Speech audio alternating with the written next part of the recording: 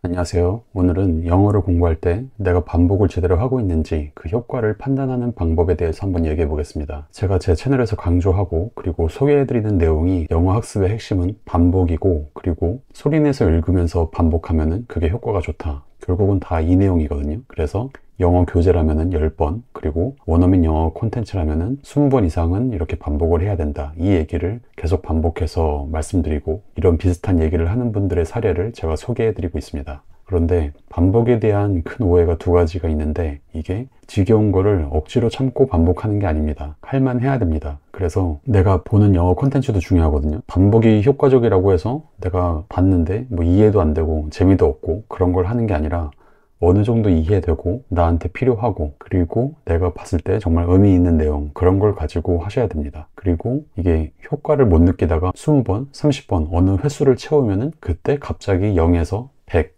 이렇게 효과가 갑자기 생기는 게 아니라, 반복을 하는 과정에서도 조금씩이지만 그 효과를 느껴야 됩니다. 그리고 반복 학습에 대한 공통적인 경험담이 있는데요. 이거는 영어뿐만이 아니라 다 적용되는 건데, 일단 제일 많이 나온 얘기가 뭐냐면은 세 번째 볼 때 가장 많이 이해가 된다는 겁니다. 그래서 처음 한두 번 볼 때 너무 힘쓰지 않아도 된다고 많이들 얘기합니다. 그래서 이 반복 학습을 할 때 첫 번째로 효과를 느끼는 지점이 언제냐면은 이 세 번째 볼 때입니다. 그러니까 이전에는 처음 한두 번 볼 때부터 너무 다 이해하려고 다 외우려고 하다 보니까 거기서 지쳐가지고 맨날 책을 다 진도도 못 나가고 초반에 그만뒀는데, 이렇게 그냥 어차피 처음부터 10번 볼 생각을 하고 처음 한두 번은 그냥 이해되는 것만 보면서 나가니까 일단 책 진도를 다 나갈 수 있고, 그리고 그렇게 한두 번 보고 나서 세 번째 보니까 진짜 이전에 볼 때랑은 확 다르게 많은 게 이해가 되더라, 이런 경험을 되게 많이 얘기하거든요. 이거는 영어도 마찬가지입니다. 그리고 또 하나가, 같은 내용을 너무 단기간에 4~5번 보면은 슬슬 좀 지겹다는 말이 많습니다. 그래서 네 번째, 다섯 번째는 이 세 번째까지 봤던 거 그 전체를 다 보기보다는 그냥 세 번째 봤을 때 이해 안 되는 거, 그런 것만 좀 골라서 보거나, 아니면은 이렇게 4~5번까지 보고 나면은 한 번 좀 끊어서 공백 기간을 두고 나중에 다시 반복하는, 이런 식으로 보통 많이 합니다. 그래서 저도 영어 콘텐츠를 볼 때 한 문장을 만약에 이해가 안 되더라도 한 번에서 세 번까지만 읽고 넘어가는 걸 추천드리고, 좀 어려운 문장이라고 해도 4번, 5번까지만 보고 소리내서 읽고, 그리고 그냥 다음 문장으로 넘어가는 걸 추천드립니다. 그리고 영어의 경우에 원어민 영어 콘텐츠는 20번 이상은 반복해야 된다는 말이 많고, 그런데 이 횟수를 세는 기준이 사람마다 조금씩 다를 수 있어서, 나는 이렇게 10번, 20번 반복하지 않았다. 대신에 나는 뭐 영어를 직접 많이 종이에 써보거나 아니면은 영영사전을 다 찾아가면서 이렇게 좀 깊이 있게 공부해가지고, 나는 그렇게 공부하면은 반복을 하긴 해도 20번까지 안 하고 공부했는데 난 그게 효과적이었다. 그래서 이렇게 10번, 20번 반복하는 게 잘 이해가 안 된다, 이런 분들이 있거든요. 그런데 그런 분들도 몇 시간 걸렸나를 이제 보면은 1시간 분량 가지고 최소 50시간 정도는 합니다. 그러니까 그런 분들은 반복한 거는 5번, 6번인데 그 한 번 반복할 때 머릿속으로 자기도 모르게 반복을 한 거죠, 그 문장에 대해서. 왜냐면은 종이에 써보거나 영영사전을 찾아보면서 자기도 모르게 그냥 그 반복하는 시간을 가진 거거든요. 그래서 횟수로 하면 어쨌든 20번 이상, 시간으로 하면은 50시간 이상, 이 1시간 분량을 가지고요.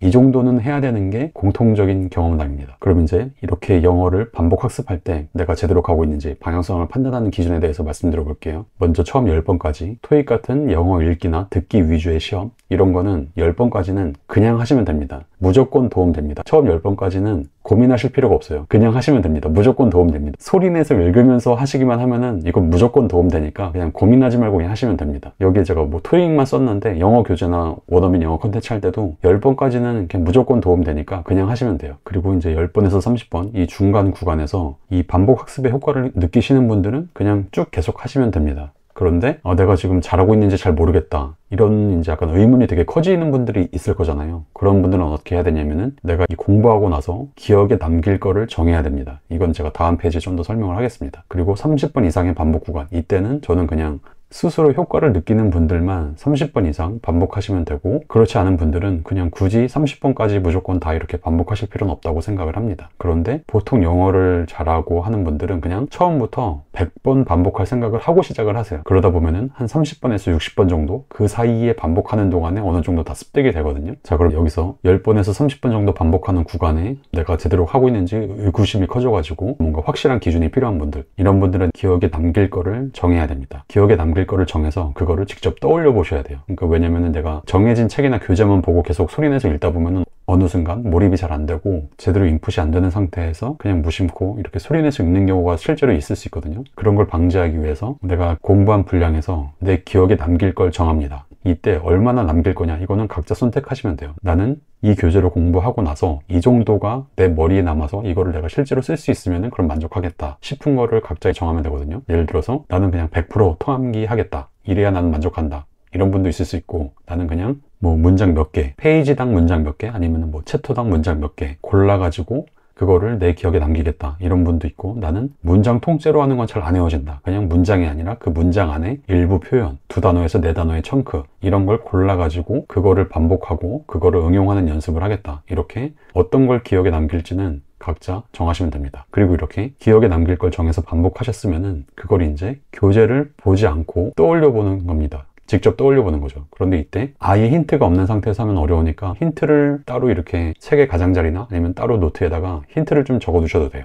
힌트 아예 없이 그냥 나는 교재 없이 정말 내 머릿속에 있는 것만 가지고 이렇게 떠올려 보겠다, 이것도 괜찮고, 아니면은 보통 많이들 하시는 게 교재에 있는 한국어 문장 아니면은 뭐 직접 노트에다가 한국어 문장을 써놓고 그거를 보고 거기에 해당하는 내가 연습했던 영어 문장을 떠올려 보는 거죠. 아니면 이렇게 문장을 다 써놓고 그거를 떠올려 보는 거는 귀찮으면 이렇게 일부 키워드만, 한두 단어만 이렇게 써놓고, 아니면 어떤 상황만 키워드로 써놓고 그거에 해당하는 내용을 내가 떠올려 보는 겁니다. 그리고 더 힌트를 좀 줄이고 싶으면은 이렇게 단어가 아니라 아예 그냥 일부 글자, 이것만 보고 그 상황이나 그 문장들을 내가 이제 떠올려서 이렇게 얘기를 해보는 겁니다. 그래서 교재를 보고 낭독하는 거, 그거에 초점을 맞추는 게 아니라 이렇게 기억에 남길 걸 정해서 그거를 떠올려 본 다음에 구멍이 남은 부분만, 그 부분만 다시 교재로 가서 보완하는 식으로 그런 공부를 하는 겁니다. 그리고 추가로 할 만한 게, 한 번쯤은 종이에 써보는 게 되게 좋거든요. 이게 확실히 그냥 교재만 보고 소리내서 읽을 때랑 한 번쯤은 종이에 써보면은 확실히 내가 소리내서 읽을 때는 느끼지 못했던 거를 느낄 때가 많이 있거든요. 그런데